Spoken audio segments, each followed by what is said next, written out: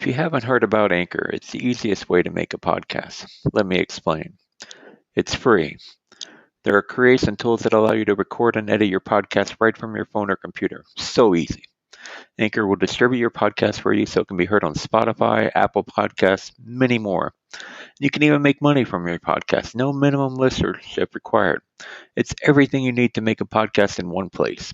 Download the free Anchor app or go to anchor.fm to get started today.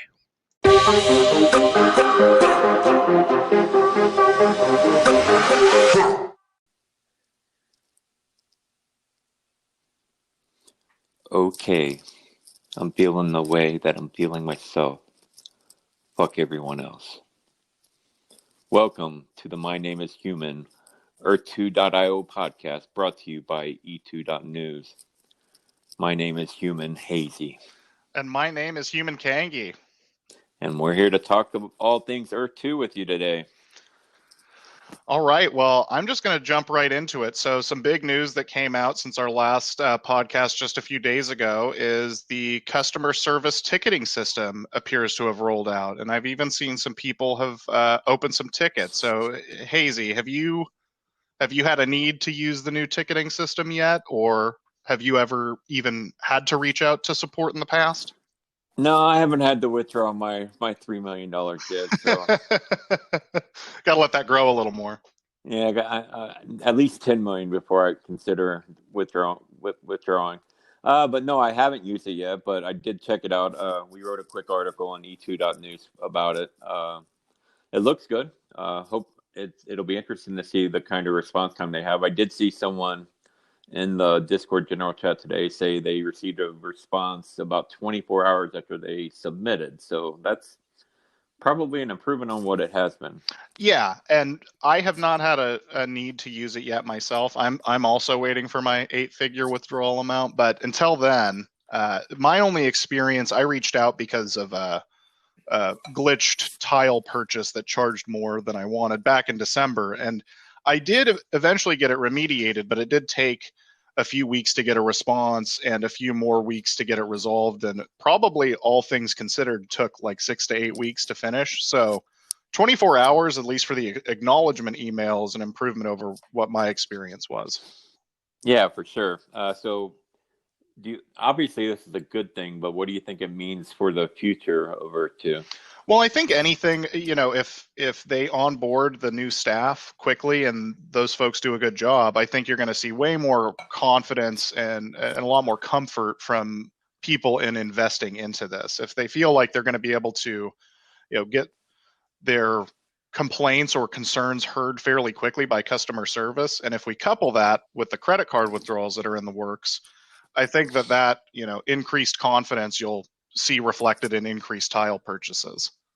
Yeah, and I'm pretty sure most of the initial emails are going to be, "Where is my money?"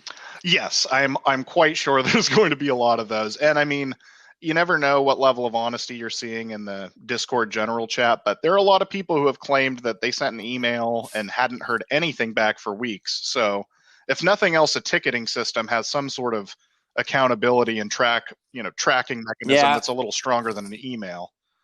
The times I've seen that when Shane's actually been in the chat, he'd be like, "What's your Earth2 username?" And then he'd come back, "Oh, well, you sent this email on this date. We responded with this. Then you responded with this, and we responded with this, that we needed this." So I think the lack of honesty and transparency by users is probably a lot higher than they let on. Yeah, I think there might be a few instances of people, putting in a routing number that's like 42069, and then they're surprised when they actually don't get their withdrawal. It's like, no, we need a real number there. Yeah, and they're just trying to stir up drama in the chat. People do that. That's what they like to do. That's true. Well, we'll keep this relatively drama free, at least for now. But well, for now, we have a little drama later on. We'll save that. Well, recently, Hazy, you may have seen this. There was actually a CNBC piece in which they covered, the future of virtual land and really what does it mean to even own virtual land. Did you have a chance to watch that? What did you think about that broadcast? Yeah, Again, another thing we put up on the E2.news site. We don't miss anything here at E2.news. And the expert on the show was Janine Yorio. She runs basically a hedge fund for virtual real estate, and we might actually have an opportunity to have her on a future pod. But basically, she went into in-depth, came across very professional, knew what she was talking about. It wasn't some random person that had no clue how virtual land worked. She understood the concept of it and the value in it. Yeah, absolutely. That's exactly how I felt. And, I think that people that are, cryptocurrency enthusiasts, for example, I think they've seen the way that crypto's been covered by larger media outlets from the beginning, which I think is with a ton of skepticism, at least up front. I do think that now you're seeing some of these very people that were very publicly skeptical of things like Bitcoin are now heavily invested in it. But just looking at that one CNBC piece, it seems like, especially having somebody like Janine Yorio in there, it gives it a lot more credibility, I think, up front than just having somebody that has no idea what they're talking about and wanders in and says, this sounds crazy, because it does sound crazy if your level of analysis is 15 seconds. So yeah, and recently there had been a podcast by the Land Geek, a bunch of land rail measures, and they actually talked about virtual land, and a lot of the members of that panel had never heard of virtual land or Earth 2, and so they were, I don't know, maybe I can potentially, I'll try it out, but I'm a little skeptical. Janine seems totally on board with it, sees the future in it. yeah, I think that's really exciting to have somebody that's on board so publicly, in what feels like fairly early in this process. Well, hopefully we can get her on a pod, but in the show notes, I'll make sure to put links to the CNBC broadcast and to the article that was in some mainstream media publications, so people that are checking out this podcast that haven't seen it can check it out. Yeah, that sounds awesome. I can't wait to look at that. All right, so let's move on to some strategy. We haven't really talked much strategy other than throwing down random 750s in United Arab Emirates and hoping to get lucky. Right. So, Hazy, I assume that you've had some strategies prior to the release of UAE, but we haven't had a chance to touch on those. So, what have your strategies been since you joined?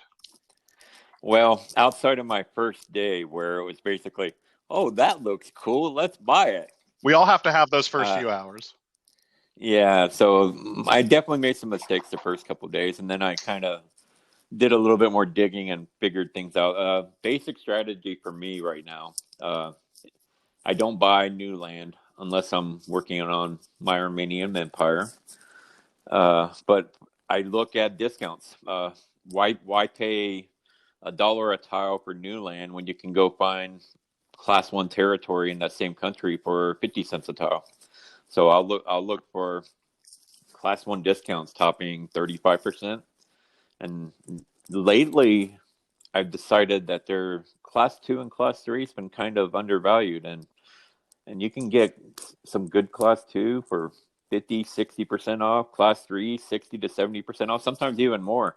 So, like, I've been digging in, looking for some massive discounts in those Class 2, Class 3. I bought this massive South Korea parcel for 80% off, and it's already brought me back like $10 in lit, which I wasn't expecting. Right. I mean, early on, I assumed that Class 3 would basically give no land income tax. That was just, looking at the scaling down from Class 1. So when you told me the sort of numbers you were getting off of that Class 3 South Korea, it sort of, I think, changed my attitude towards, what you can get out of C2 and C3, especially since we're only talking about lit right now. We don't even know what other benefits there might be. So, right. And I think that's part of the reason why everyone's all focused on Class 1 is they just automatically assume it's going to generate 100 times the resources and essence that Class 2 and Class 3 is, and I don't really think that's going to be the case. No, I don't think so either. I think that if Shane and the team did that, they run the risk of alienating a lot of new users, because if a new person comes in and all they can get is class 2 and class 3, and it's this, fractional value of class 1. Why would they want to buy it? So I think, as somebody myself, I'll talk about my strategy a tad, because I've been big on the mass C1 accumulation. I think about 75% of my tiles are class 1.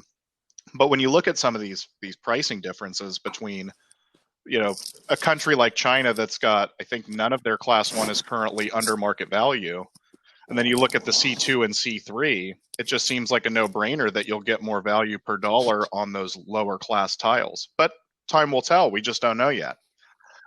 Yeah, and I think that's a good point, is looking at what are the class 1 selling for in that country compared to the class 2, class 3. So if class 1, like you said, in China is listing at market, but you can get class 2 for 40 or 50% off, that seems like it makes a pretty damn good investment. Right. And on the contrary, I think a country like some of the more expensive nations, not necessarily China, but like in the UK, and I know that one I saw was Argentina. The C1 there's actually quite a few plots that are 30+% under value in Argentina, and they don't necessarily have those corresponding 75% off plots. So there, it might make more sense to pay the premium and get the class 1. But we can dive into I'll dive into that in an article for you next week. Great. So let's talk about how we go about using the marketplace. I actually do both methods. I use I can never remember the name of the site. Hang on, I have a bookmark, so I'll look real quick. This is really good radio. Is it the .market website? Yeah, Earth2.market. So I do use that. I don't have the premium. I might do that someday, but I'm not big into flipping. I'm just big into finding discounts. So for me, if I'm 10 minutes late to see a discounted price, that's fine. I basically just go through each country. Yep. And I start out with class 1. I go through every country, and I'm looking for the biggest discount. So I'll kind of, if I see something like just blown away, like, okay, I need to buy this right now, then that's what I'll do. Other times I'll just bookmark it and kind of come back to it after I've gone through my search. And then I'll kind of repeat it for class 2 and class 3, although there's not many countries with class 3 right now. Yeah, that's a good point. Yeah, my approach is similar, although I don't use .market. I do stay just on the Earth2.io classic website. But yeah, I go through every single nation from top to bottom. So recently they switched it from like a market value organization to a alphabetical, but I just start at the top and work my way down. And I actually like the alphabetical better. Yeah, I mean, it makes it. I have found that it makes it. It changes my focus a bit, because before, when it was on market value, you'd always have a couple of pumped nations in the very top or near the top, and then you're going through like United States, United Kingdom, Italy. It's all the usual suspects, basically. So. Yeah, I was just always losing my place after I'd go buy some property and I'd have to refresh that screen. I'm like, oh yeah, and sometimes it does move. Yeah, so by doing alphabetical, okay, I was just in China, so I know the next one is something after China. Right. But basically, that's that's how I've been going through it. Is sometimes I'll not filter the class at all. I'll just look at what's the cheapest. But there are other days where I really want to look at what the class 1 marketplace is like. So very similar strategy to you. And to your point earlier about not buying new lands, I very rarely buy new lands unless there's, as you know, I've got my eye on landmarks at all times, even if even though I know they're getting destroyed in the game. But I don't get it. I know, but I gotta okay. Hazy. I gotta see this through. But now that being said, if I could get Lambeau Field for 50 cents a tile, I'd probably there you go. But those are really the only occasions where I'm out buying fresh lands these days. Is some unbought, very particular item, or new country release. Obviously, yes, then it's the mad dash. But I'm with you. I mean, you see the every nation, short of very few sort of micro states, there's below market value stuff. And in most cases, you can find class 1 below market value. So unless it's a totally bunk plot that's middle of nowhere or separated into a bunch of tiles. So let's talk about that really quickly. What is a bunk plot? For me, the type of plot that I don't like is tiles are separated all over the place. That's really the main thing. I don't necessarily mind isolation. I would prefer to be around other people, be around that activity in game, and be on sort of, when the heat map gets updated more regularly. It's cool, I think, to have plots in there, but I really don't like when you've got, say, 100 tiles, but they're in 6 separate parcels within one quote unquote property. That drives me a bit nuts. How do you feel about that? Well, one of my initial mistakes was doing just that. The Nauru plot, the 64 tile. Oh, right, which you recently moved. I did. I was shocked. I listed it for like a 30% markup on what I paid for it, and I never expected it to sell. But I woke up one day and had $150 in my account. I'm like, there you sweet. Go. That's a fantastic, I think, litmus test for the health of the Earth 2 community, is the fact that Hazy was able to sell a very questionable plot in Nauru. So if you can do that, you can do anything. Yeah, and while right now having misconjoined plots like that is a mistake, I think in time we'll be able to separate those out to where you can, instead of having 164 plot with 10 here, 10 here, 8 here, you can separate that into a 10 plot and a plot, and you can sell them individually. Yeah, and there are circumstances where the separated plots, like, I know one thing you focus on, Hazy, you focus on mines. If I have separated plots within mines, I don't necessarily care as much, because my purpose of having that is for resources. I'm not exactly focusing on that land for my big building projects. So there are, circumstances, but yeah, if I'm in Manhattan, I would prefer the plot to be, one unit. So that's the other thing we can talk about with marketplace strategy, is what kind of property are you looking for besides just class 1 or class 2 or class 3? For me, I do look for resources, and I also looked at, this is something we talked about, bidding history. Oh, yeah. So recently I bought a property. It was buy now for $50, but it had bids on it for 35, 38, 40, 42. 4 bids on it. I'm like, I'm not even going to try to bid on it. I'm just going to buy it. It's obviously it's an in-demand plot.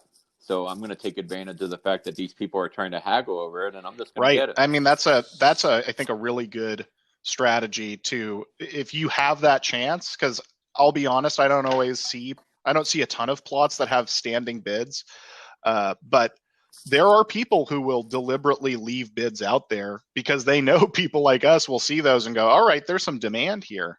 Or the person, could just be asleep at the wheel and these bids are stacking up. Either way, it's very obvious when you see 4 different users trying to get it that, all right, I might as well swing in here. And another thing I like to do, so for example, I just did this a couple days ago. Someone had a buy now for 60. Someone bid 40. They did a counter bid of 45. The other person, or did a counter bid at 50. The other person did a counter bid of 45. Bid 50? You know what I did? I bid 50 and he accepted Another it. Brilliant strategy. Because he or she has revealed what their peak price is. What they're willing to take. That's where Hazy comes in. Looking at the bidding history is a kind of I wouldn't say it's unknown, but I think it's an underutilized strategy that people can use to get even better discounts on property. Absolutely. Anytime a new person comes into the Gen Chat, I tell them the same thing. If they're looking for where should I buy, I say go to the marketplace and see what kind of crazy discount you might be able to find. The other thing I would say is, just because something says in the description that it is a gold mine or a mega city or on top of a famous monument, it might not be. You raise an extremely good point, because I have seen some pretty dubious quote-unquote gold mines that seem to be in the middle of the forest with no route in. It's crazy. It's almost like an invisible gold mine. I saw an oil field in the middle of a city. When does eminent domain come in so that you can, extract your oil? I guess that, we'll wait for, that's where Shane comes in, knocks all the buildings out, and you can get down to it. Yeah. So the lesson is Yes, be careful. absolutely. Look at the property before you click on the button. And for that, And sorry to interrupt, but just to that point, look at the city as well. You can't be too careful. People will label the city whatever they want to. yeah, Paris when it's really in Yes, Marseille. precisely. Yeah. And so here's something. This is not a marketplace strategy, but it's reminded me of something that I just did. So in the UAE explosion, I had it on map view, not satellite view, and I found this nice little island in and it was just a perfect island all by itself. And so I'm on map view. I buy up every tile on that island. So then I buy it.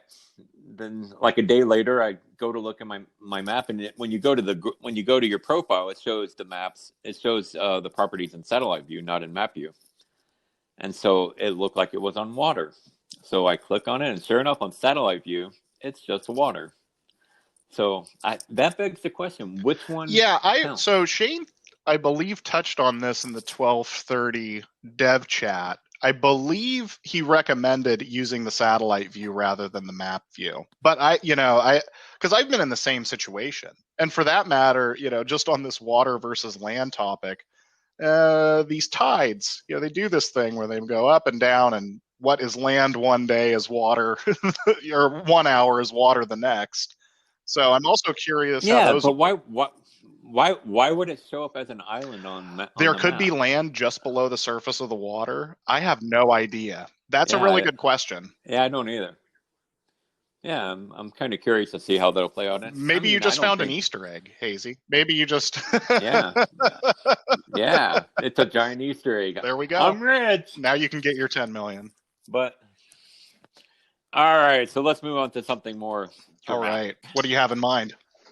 Uh, all right, so it's something I'm going to write an article on here in the near future. But throughout the history of man, from prehistoric days, we had dinosaurs. Then we had Judas, and then we had Caesar, Brutus, and we had Osama bin Laden. I mean, You're naming some throughout fairly society, notorious characters here. there's always been villains. It kind of unites the community, unites the world against that villain. And well, maybe or two might have that villain starting to create. And I don't really think he's a villain. I just think he likes pushing buttons and he likes getting reactions and stirring reactions from people. But Dork Slayer has definitely got under the skin of a large number of people by utilizing content creator and mega city logos in a merchandise shop. Now he says the shop isn't his, but he's promoting it an awful lot. So that's kind of nefarious. I don't know I if I mean, believe him. look, British guy is. I think that he is basically the Ric Flair of the Gen Chat. I personally, and I think you feel similarly, Hazy, do not take much issue with what he's doing. I'm also not one of the content creators that's potentially being wronged here. That's for Dork Slayer and those people and Shane to argue about and get litigious about. Well, I'm just insulted he hasn't done a Hazy and Kangy t-shirt yet. What the hell, Now Dork Slayer? give Come it a on, man. week. Well, I'll buy one. So maybe me saying that will generate enough financial interest that we'll get our own merchandise there. But I gotta say, I think that having Dork Slayer in the community is going to be a positive thing because, like you said, it's going to unite people. It's going to galvanize the community against them, or get people on their side. And as we see what actually comes into this game, what we can do in game, there could be some serious fun and griefing and feuding. I expect to lose whatever happens there, being bad at games, but I'm excited to see it. That's why when it comes to PvP, Yeah. I'm just opting out, baby. This is me knowing my role and knowing that I will get destroyed. Yeah, I will sell my resources to the countries that are PvPing, but I'm not I like taking your part in strategy, any Hazy. battles. Yeah, benefit. Be the guy that runs the munitions factory. Yeah, I will ship you the illegal All right, guns. we've got a good business strategy. But I do think we have one other topic that's pretty interesting that we talked a little bit about before we started recording. And it has to do with tile count in a few of our biggest nations, actually, our most popular nations. So, Hazy, I'm going to kick it over to you to talk a little bit more about what's going on with United States and UK tiles. All right. So this morning, once a week I go to one of the stat sites, and I kind of just do a run through of all the countries, kind of seeing, where tiles are being sold, what the prices are doing. Just kind of get a feel for things that you can't really see on the Earth2.io side because their interface for that kind of stuff sucks. It is a bit easier to use the .net or .xyz sites, yeah. Right. So in doing this, the first country I always go to is the United States. And I noticed a precipitous drop in tiles sold. How big of a drop are we talking here? 30,000. So basically 30,000 tiles just disappeared. Like on 6 days ago, it went from 625,000 to 590,000. And I'm like, what the heck happened here? So, of course, me being the journalist that I am, I wrote a quick article, took some screenshots, like, hey, what happened here? And someone else posted, hey, you should check out the United Kingdom. So I went over and checked the UK out real quick, and they lost 20,000, same exact day, same exact time. See, that is so 50, and so I did a little bit more digging. It happened right before the UAE launch. That is really interesting. So, I mean, from a timing perspective, right, and this is total speculation. I'll preface it by saying that, but maybe in preparing for, the bots and the huge rush for UAE, is it possible that, a dubious account was found and those tiles were clawed back by Earth 2? I don't actually know how that works. Whether those tiles would sort of be available again. I don't know what that really means. Right. So my problem is twofold on this. Now, if they took them away from they bought, which is kind of what I think happened. I mean, why else would 50,000 tiles go away? It had to be from someone that had accumulated tiles, and they were really like trying to smash down on the bots before the UA release. So the timing of it makes sense.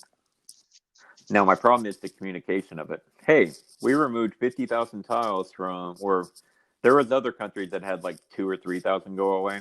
The UK and the US were the biggest ones. But hey, we removed 70,000 tiles from these countries for this reason. We're not making any adjustments in pricing because it would negatively impact such and such. Just having that kind of communication would have been really nice. But because they don't do that, it brings up the questions like, where did those tiles go? Why weren't the prices adjusted? Right. Well, because if they were, just thrown into the marketplace, that would not decrease the tiles sold, right? Those were still ostensibly sold. They still belong to an account. So to reduce it by 30,000 indicates that they're truly back in the water supply. And what's curious about that is, let's say that those 30,000 tiles, let's say it was one user that did some naughty things and had their account taken away, happened to have a bunch of USA and UK and something else. So when were those tiles bought? If the person bought those 30,000, if those were class 1, does that mean USA only has 70,000 class 1? I doubt it. I'm making a jump here, but depending on when these were sold, that could have had some serious downstream impacts on both what kind of classes were being sold and the cost. As check the cost of USA today, or maybe a better example would be a different country. Just look at any nation today and look at its price 30,000 tiles from now and see how dramatic that climb is going to be, especially when you get into the hundreds of thousands of tiles sold. So, yeah, and the other thing is, I mean, there could be 10,000 tiles in New York City that are just sitting there for the taking, and no one knows because the last time they looked, it was taken, so they just ignore it. So there could be some key real estate out there that no one knows about, and now I'm going to go. If you get the Statue of Liberty before me, who am I kidding? I can't even afford my own house in the Yeah. United States. I'm not buying any U.S. See, tiles. that's why we got to focus on Armenia Vegas, right? Armenia, that's the Armenia That's plan right. is a lot cheaper to pull off. That's right. That's right. So yeah, I mean, it's interesting. That's one of the things that I think they do a good job. We talked about this last week. They do a good job of coming in and communicating with people in the Discord, but their overall communication for things like this I agree. And is who lacking. knows, maybe they, I kind of doubt this, but possibly they thought, oh, this is too in the weeds to be worthy of an announcement to the community. But I don't know, those heavily invested in USA and the United Kingdom, especially if they've bought recently, I think would be very curious about where these tiles went. So the other thing you wanted to talk about was I class did I four did want to tiles. touch on that, and the reason I did is the early speculation based on where Class 1 and Class 2 was deemed to end, that Class 3 would end at 600,000 tiles sold. And so once we crack that point, there was speculation earlier in this whole Earth 2 phenomenon that once we get to that 600,000th tile, we go to Class 4. Well, we moved past that and didn't do it. But having now rescinded these 30,000 tiles, we're back under that 600,000 mark. Is Class 4 possible in USA's future? International tiles are already past 600,000, but I think those are maybe handled differently. I'm very curious. Yeah, I'm gonna say the number's higher. Maybe You could be right. 750, You maybe a absolutely million. could be right. Uh, I mean, the fact that Because yeah, no one knows. So everyone was just okay, mm-hmm. 100, 200, 300. Okay, the next Right, logical one is right, 600, exactly. but no It one was knows. the logical increases of 100,000 tiles per class.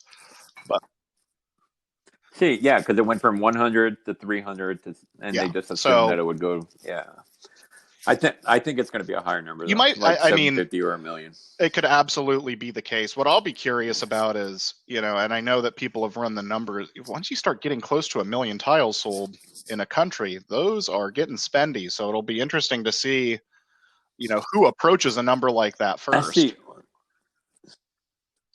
So this is totally off topic, but I've always thought the pricing model is flawed and it's Because of going to the break. exponential climb once you hit about 500,000 tiles sold. Yeah, it's not truly supply and demand based. It's purely how many tiles were bought based. So basically, my problem with the pricing model is you could sell 700,000 tiles, and not sell a tile for 6 months, and the price is going to remain the same. Right. It's not I going to go mean, down. so I just want to make sure I'm understanding what you're saying, right, Hazy, that the pricing, if nobody's buying new tiles, that we would actually see some sort of decrease, like, right. So That's what say I would like to see. $52 starts to indicate it's too expensive for people. Maybe you drop it down to $51.